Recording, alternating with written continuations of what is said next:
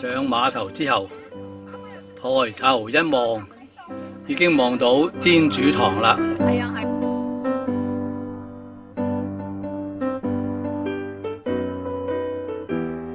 個鹽田梓村村務委員會咁有個細細嘅辦公室，咁就可以做好多嘢啦，又可以接待啲嚟呢度咧係朝聖啊各樣嘢嘅地方。好咧，係2次俾聯合國咧係讚美嘅咧，就傳教呢個保育中心。咁佢咧係處理咧係除咗聖堂之外咧，係所有嘅保育嘅工作咧係由佢嚟展開嘅。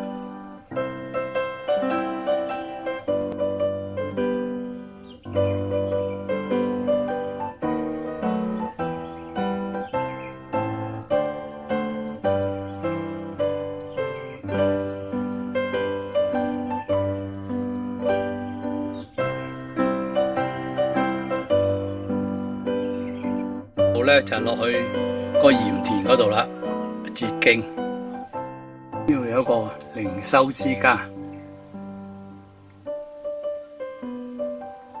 咗好多樹葉啊，成個地下都金黃色，相當之靚。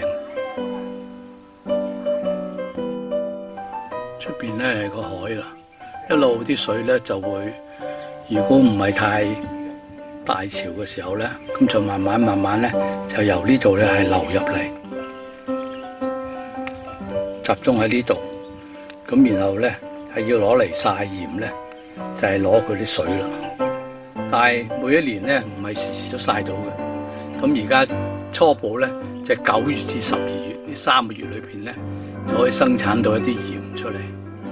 我哋估計都唔係咁嘅，但咧就。我哋冇任何嘅憑據話復修好似原始嘅鹽田咁，所以只能夠係用想像。我哋去汕尾探訪過汕尾嘅鹽田，一望無際。呢個咧係迷你嘅。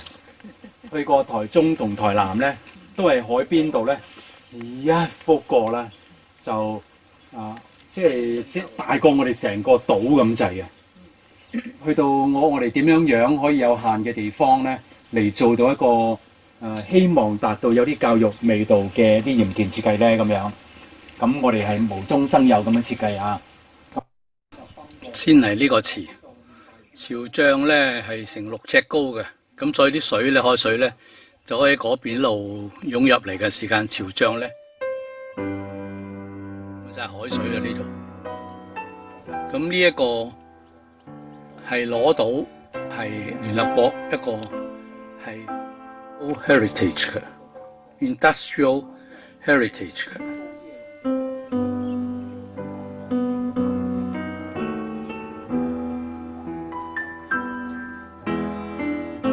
佢入嚟呢度咧就冇咁濃嘅。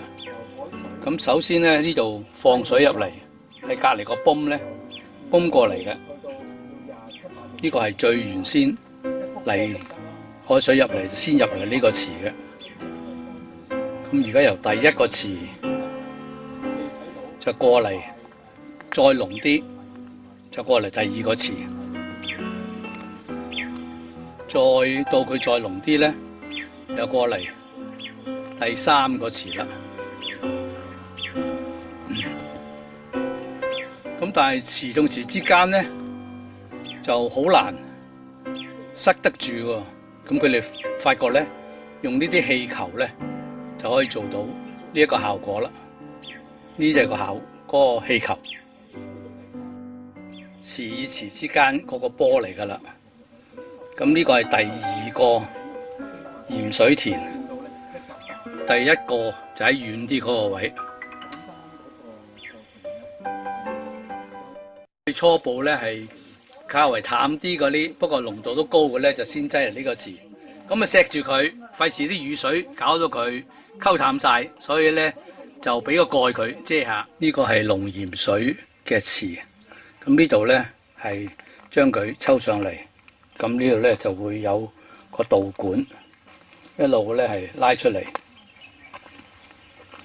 咁就可以流落去呢一度曬嗰啲鹽啦。放塊膠喺下邊咧，就想佢容易啲結晶。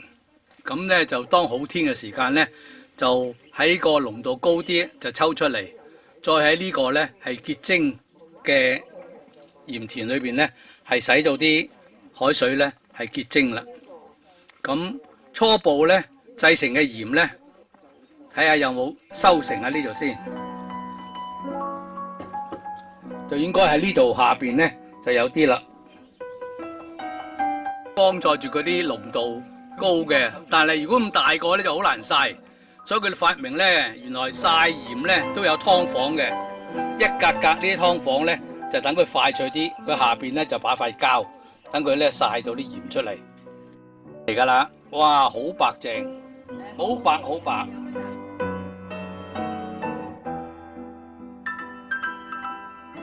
咁樣咧，阿麥咧試過，所以話好味。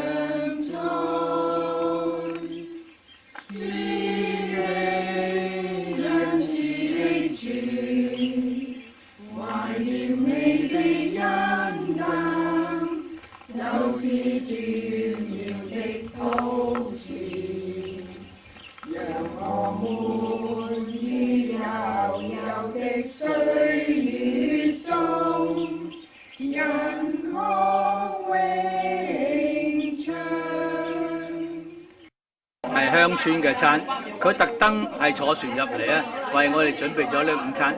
平時成個島都冇人嘅，佢特登嚟咧幫我哋做咗呢一啲呢個你估係咩東東？原來係蘿蔔麵，幾難有得食啦！雞喎，咁咧點解會咁好食嘅咧？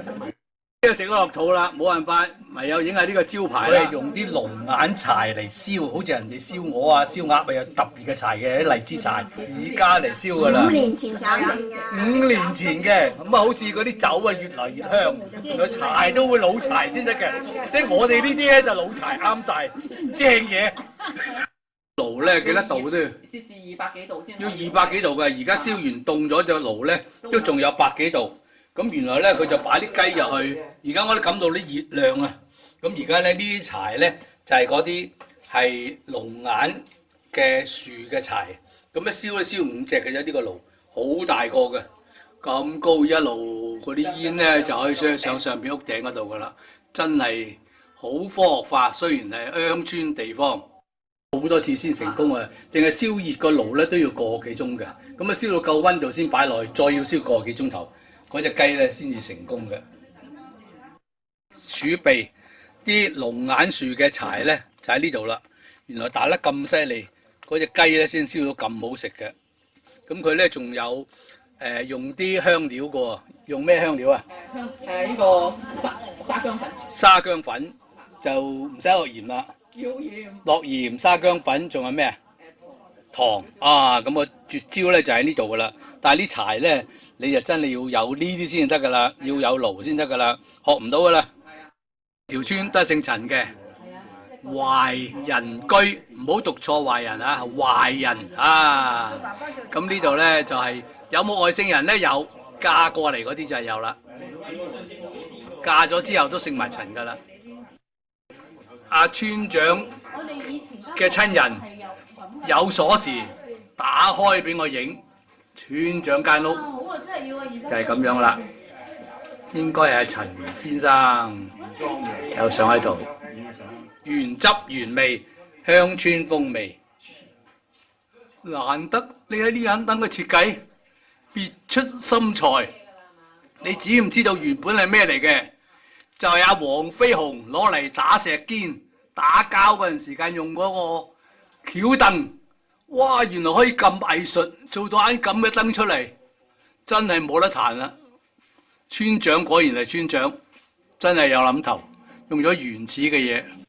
上仲有一層，咁呢度咧就係頭先喺樓梯上嚟之後咧，呢個上面嗰層啦。幾有氣氛。呢個係屋頂，又可以透光嘅。剛才見到嗰盞燈，吊燈就喺呢度啦。幾日真係仲插落地下度做筍嘅。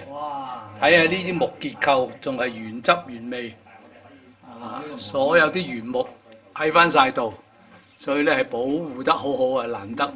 兩邊門都係咁樣，好靚，插緊恤嘅。有啲家私就係一路都係以前嘅家私嚟㗎啦。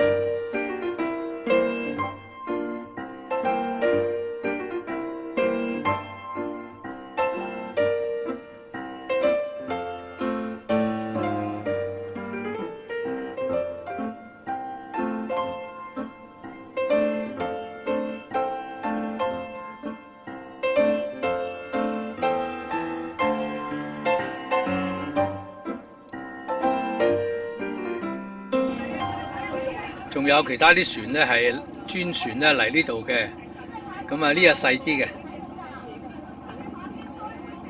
阿姨都話頭先大霧好難揾路啊，